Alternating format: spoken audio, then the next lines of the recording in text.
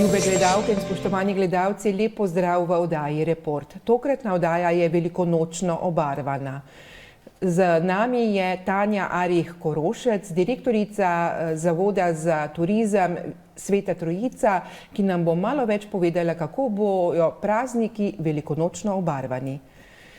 Lepo pozdravljeni. Lepo pozdravljeni. Dejansko se pri vas pripravlja ena velika razstava pirhov, ki bo v samostanski kleti, kaj ne da? Tako je. Pripravljamo tradicionalno razstavo pirhov, sicer po 2 letih premora smo ponovno veseli, da se vrača razstava v naše prostore, torej v samostansko klet, protokolarno razstavni prostor Svetega Martina v Sveti Trojici. Razstava bo umeščena v prostor med 16. in 18. aprilom, torej od sobote do nedelje, vsak dan med 10. in 20. uro. Kaj vse se bo pa pravzaprav lahko videlo? Pirhi torej zagotovo ja, pa vendar v različnih oblikah, bi lahko rekli v različnih podobah. Ja, tako je. Tradicionalno razstavo v največji meri pripravljajo lokalne skupnosti v naši občini. To so predvsem naselja. Vsako naselje poskrbi, da naredi svojo razstavo, svoje pirhe, svoje ideje predstavi širšim obiskovalcem, pa seveda tudi lokalna društva, društvo vinogradnikov, turistično društvo, društvo kmečkih žena in deklet, potem pa so tudi tukaj osnovna šola in vrtec Sveta Trojica in pa posamezni akterji, tako iz občine kot iz drugih okoliških krajev. Nekateri so posamezniki, ki se ukvarjajo z poslikavo pirhov ali tematsko obarvanimi vsebinami na temo Velike noči in prav oni razstavljajo tudi v naši protokolarnem prostoru. So pa tudi potem na primer še knjižnica Lenart, ki bo letos sodelovala z velikonočnimi voščilnicami, ki datirajo v leto 1900-1920 in je prav zanimivo, zagotovo bo za marsikoga privlačno videti, kako so v tistem času pisali si še voščila na roko in seveda v obliki voščilnic. Veseli smo tudi, da sodeluje VDC Polž z svojimi varovanci, ki so ustvarjali tudi dom starostnikov Svetega Lenarta in še marsikdo. To pomeni dejansko, da bo ta razstava res prava paša za oči, ker bodo na različne načine predstavljeni velikonočni, bomo rekli, res da pirhi, pa vendar tematika je mnogo globja in širša. Ja, velikonočni motivi, tako tudi že tradicionalno sedaj sodeluje tudi KUD Studenci, ki bodo razstavljali, bom rekla, svoje slike, umetnine, tudi nekaj kipov, tudi naš likovni atelje iz naše Svete Trojice, Art Roba, ki skupaj z otroci, ki slikajo ob različnih delavnicah, pač tokrat se predstavljajo z velikonočnimi motivi, tudi Babičina skrinja, kulturno društvo iz Lenarta, tudi z, bom rekla, s pismi in pa z pirhi. Tako da bo polno dogajanja in toplo vabljeni. Kot ste rekli na začetku, po 2 letih ponovno, kar pomeni, da so verjetno tudi vsi ustvarjalci veseli, da se dogaja in tudi že vse priprave tečejo verjetno v polnem teku. Absolutno, ja. Moram reči, da je bil prvi odziv zelo velik. Resnično sem bila vesela, da ljudje želijo ponovno te razstave. Se tako po 2 letih nam vsem manjka druženje, pa seveda en tisti prostor za umetnost, kulturo, za tradicijo, kar pa je še toliko pomembneje, da v kraju, kot je naš, gojimo še naprej. Bo v okviru te razstave mogoče še tudi kakšen spremljevalni program? Vsak dan skrbi eno izmed društev za tako imenovano dežurstvo. Zagotovo bo vsak od njih nekaj pripravil. Že zdaj vemo, da v soboto bo kulturni program, takrat, ko imajo dežurstvo tudi društvo upokojencev. Tako. Obenem pa seveda Sveta Trojica je znana po obredih, verskih obredih, kar pomeni, da bo tudi poskrbljeno za ta del. Ja, zagotovo, tako kot po ostalih farah in župnijah se tudi tukaj se pripravljajo, bom rekla, veliki teden, torej obredi v času velikega tedna. To lahko objavo, bom rekla, vseh obredov se spremlja na spletni strani, ampak tradicionalno se začne z četrtkom zvečer z mašo in potem veliki petek, križev pot, v soboto so blagoslovi po naši občini, po različnih naseljih in pa seveda potem velikonočna vigilija na Veliko noč. Bliža se torej tudi nedelja. Govoriva seveda zdaj o velikonočni, pa vendar daj vas pregovoriti o prejšnji. Začele so se namreč nedelje ob jezeru. Kako je bilo? Ja, izvrstno. No, sicer vremenska napoved ni bila takšna obetavna, vendar na koncu je bilo sončno, toplo, brez vetra in uspeli smo zagnati naše nedelje ob jezeru.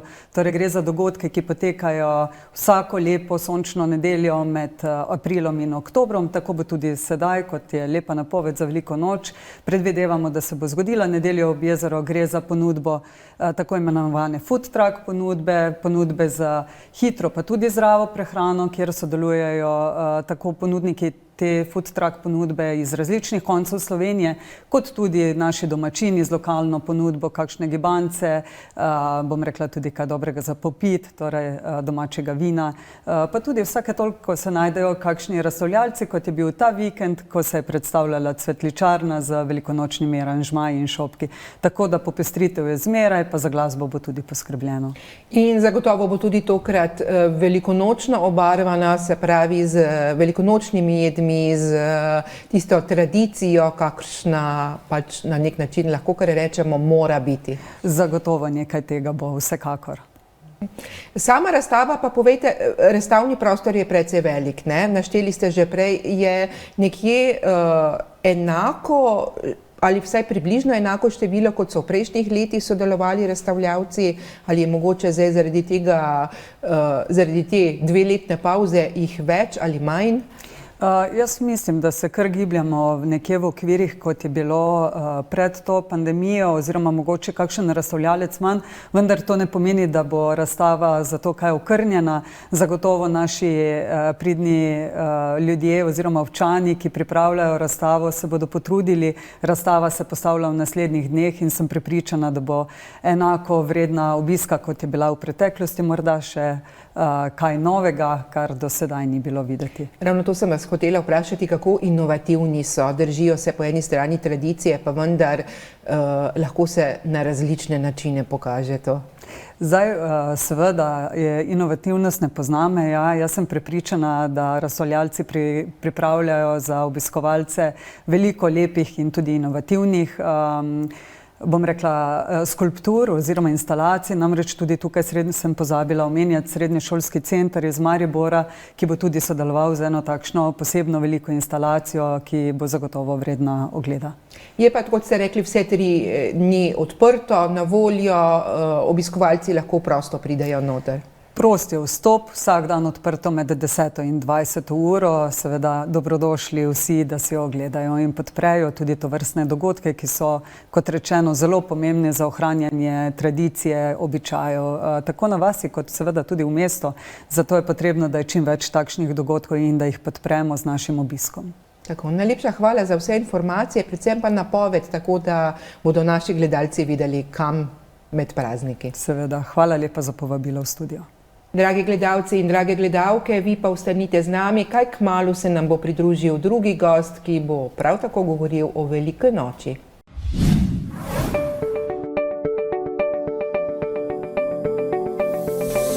Ljube gledalke in dragi gledalci, v studiu oddaje Report gostimo Rudija Matjašiča, ki je sicer podžupan na občini Kungoti, a danes je predvsem v vlogi enega od tistih, ki sodeluje pri kungoški pleh muziki. V nedeljo namreč se pripravlja veliki koncert te pleh muzike. Kaj več bo pa o tem povedal seveda gospod Matjašič. Lepo pozdravljeni. Lep pozdrav. Takole, kot sem rekla, kungoška pleh muzika torej pripravlja en velikonočni koncert. Kdaj točno bo? Ja, tako je. Že 4. zapored pripravljamo velikonočni koncert, ki bo sedaj na velikonočno nedeljo, torej 17. aprila ob 17. uri, ob 5. popoldan. Kje točno bo? To bo v športni dvorani Osnovne šole Kungota. Kaj vse pravzaprav pripravljate? Katere skladbe boste zaigrali? Ja, o skladbah točno ne bi govoril, naj bo presenečenje, ampak zagotovo bomo pripravili en program, ki bo ljudem všeč in to nam je tudi cilj.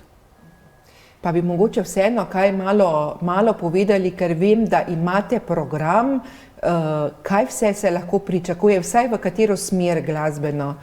Tako. Odigrali bomo kar nekaj koračnic, mogoče bi eno skladbo posebej izpostavil, to bo Cecilka polka, to pa že zaradi tega, ker smo letos, kot mogoče že veste, obnovili eno kapelico, katero smo posvetili Sveti Ceciliji, in to je prva kapelica v zgodovini Slovenije, ki je z takim imenom, kajti Sveta Cecilija je zavetnica glasbe in petja, in tudi prva kapelica v zgodovini, katero je eno društvo, kot je Kunguška plehmuzika, obnovilo z lastnimi sredstvi in z rokami. Slišala sem pa, da bo pravzaprav oder, dvorana tudi posebej, bomo rekli, opremljena, urejena, na pomoč so vam stopili kar detli. Tako je, naši rezbarji, naši prijatelji, s katerim društvom tudi zelo dobro sodelujemo, Kunguška plehmuzika in Kunguški detli, namreč velikokrat skupaj nastopimo in promoviramo občino Kungota. Tokrat nam bodo oni priskočili na pomoč in bojo postavili svoje kipce, svoje izdelke, ki bojo imeli noto, velikonočno noto, in seveda, da bomo mi tudi v velikonočnem vzdušju lahko odigrali naš koncert. Ravno to velikonočno vzdušje se pričakuje, ne? Se pravi nekaj skladbe, nekaj bomo rekli, opremljenosti, ne pa vsekakor ljudje, ki bodo prišli, lahko pridajo, je prost vstop. Tako je. Vstop je prost, mi se trudimo ohranjati kulturno dediščino in seveda razveseljevati ljudi. Vsi delamo pro bono za dobrobit ljudi in, kot sem rekel, prost je vstop. Pripravili bomo še tudi nekatera presenečenja, na katerem lahko mogoče spregovorimo o programu. Tako, kar izvolite. Torej, kot smo rekli, v nedeljo ob 5. popoldan se začne Kunguška plehmuzika, koncert, imeli bomo tudi goste, ansambl Štirje kovači, kateri so tudi zapisani v knjigi rekordov kot najstarejši narodno-zabavni obstoječi ansambl. Potem bojo mažoretna skupina Ruše, vsako leto nam popestrijo mažoretke. Zelo zanimivo, in to prvič bo ta z nami nastopala Jaka Bračko s plesalko Neo Omerzu, to sta pa državna prvaka v standardnih plesih, ki sta zopet govorim, zmagala na državnem prvenstvu. Jaka je pravzaprav tudi domačin. Tako, Jaka je domačin in tega smo zelo veseli in domačini skupaj sklenemo roke in moči in pokažemo, da znamo in da zmoremo. In kar še je zanimivo, tudi prvič bodo nastopili učenci, pevski zbor osnovne šole Zgornja Kungota pod taktirko seveda zborovodkinje Rataj. To dejansko pomeni, vse generacije bodo na odru, hkrati pa tudi za vse generacije bo pripravljena. Tako, za vsakega bo nekaj. Če dovolite, tukaj imam en poštrček, bi temu tako rekli po štajersko. Tu je naš logotip Kunguške plehmuzike, ki je v obliki srca, kajti naše srce med vinogradi je zelo poznano, ampak to ni navadno srce, to je v obliki note. In seveda Kunguška plehmuzika, želeli smo biti plehmuzika, tako kot je nekoč bilo in tako naj ostane. No, ko ravno govorite o tem, kako pa je zastopanost v vaši plehmuziki? Koliko je star najmlajši ali pa najmlajša članica in koliko najstarejši? Ja, najmlajša članica je stara 8 let, najstarejši pa malo čez 80. In moram reči, da se vsi zelo dobro razumemo, kar nam je tudi cilj, ne delamo nič na silo. Glavni cilj nam je, da se imamo fajn in da je dobra atmosfera in da zadane cilje tudi uresničujemo. Kar pa pomeni zagotovo, da hodite skupaj na vaje, igrate, tudi verjetno koncerti oziroma na nekaj prireditvah smo vas že videli. Tako je. Glih včeraj smo se vrnili iz teh priprav, generalnih priprav pred koncertom. Bili smo 2 dni v biotermah Mala Nedela in smo intenzivno res vadili tako za kopanje, pa za ostale oslarije. Ni bilo časa. Tako, kako pa pol potekajo vaje, recimo, se postavite na oder oziroma v dvorano in vadite ali mogoče pogovarjate se najprej, pa ena sekcija svoje naredi, potem druga? Ja, imamo sekcijske vaje, torej trobila so v ekstra sobi in vadijo samo tisto, kar ima za odigrati. Potem druga soba ali pa mala dvorana so pihala, ne? Potem tretja so tolkala, pa ritem sekcija. In vsaka sekcija ima svojega mojstra, ne, maestrota, ki nas vodi skozi to, popravljamo napake, se pogovarjamo, kako dihati z muziko, kako dinamično igrati, dati del sebe v muziko, ne igrati samo to, kar je napisano, da bo zvenelo potem takem, kot lahko zveni pri konguški pleh muziki. Verjetno je pa potem tudi različno, glede na to, da imate tako mlade člane, tudi različno, kar se tiče izobrazbe. Nekateri so verjetno glasbeno izobraženi, drugi predvsem ljubitelji, ki stopijo v korak z ostalimi. Seveda imajo ti, ki imajo glasbeno izobrazbo, veliko prednost, ker berejo note prima vista. Nekateri, ki pa ne poznajo not, pa imajo za to večji talent in zopet se ne more primerjati glasbena šola z talentom. Seveda je fajn, če imaš oboje, ne. Moram pa se pohvaliti, če lahko izkoristim, da imamo na YouTubu že skoraj 1 milijon ogledov, kar pa ni mačji kašelj za konguško pleh muziko. Tako, ne, torej postajate vse bolj znani in prepoznavni. Tako. Povejte mi, omenila sva prej že tudi razni koncerti, prireditve, vidimo vas pri raznih občinskih prireditvah, pa vendar tudi samostojne koncerte pripravljate tako kot recimo zdaj, kjer boste vi v glavni vlogi, ne, s svojimi gosti. Tako. Ja, mi smo kar zelo aktivni, tudi preko meja, igrali smo že na Dunaju, v Francijo smo se lansko leto odpravljali, ampak nam ni uspelo. Takrat, ko je bil Tour de France skozi občino Foissy, s katero smo tudi pobrateni, ampak ker zaradi neljubega covida se žal nismo mogli fizično udeležiti, se je naša slovenska glasba tam slišala in tudi zaplapolala slovenska zastava, kar se moram zahvaliti posebej županji Foissyja in tudi naša konguška muzika, konguške pleh muzike se je slišala na tej sami prireditvi. Zdaj pa, če se vrnemo samo še k Veliki noči, v Kungoti tudi sicer pripravljate poleg tega koncerta še eno zanimivo razstavo, kje bo? Tako je. Zanimiva razstava velikonočnih pirhov, pa vse, kar sliši zraven, dekoracija, zajčki, kipci, v stilu Velike noči, se bo odvijala tako vsako leto v Zgornji Kungoti, v dvorani, pod občinsko zgradbo. Tako, gospod Matjašič, najlepša hvala za vse informacije, predvsem pa za napoved tega vašega koncerta. Upam, da bo tudi dobro obiskan. Najlepša hvala. Tudi vam hvala lepa za povabilo, obenem pa vesele velikonočne praznike v imenu konguške pleh muzike.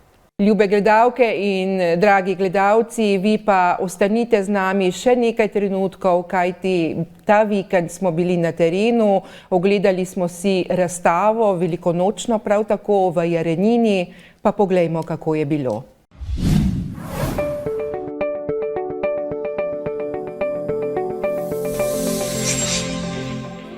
V Jarenini so v Kostnici, ki so jo pred časom obnovili in uredili v razstaviščni prostor, zdaj pripravili velikonočno razstavo. Ta Kostnica je zdaj že skoraj postala taki razstavni prostor. Pozimi smo razstavljali božične jaslice, zdaj pa smo se odločili, da še postavimo velikonočno razstavo. In v bistvu to je delo po novem letu smo začeli te stvari izdelovati.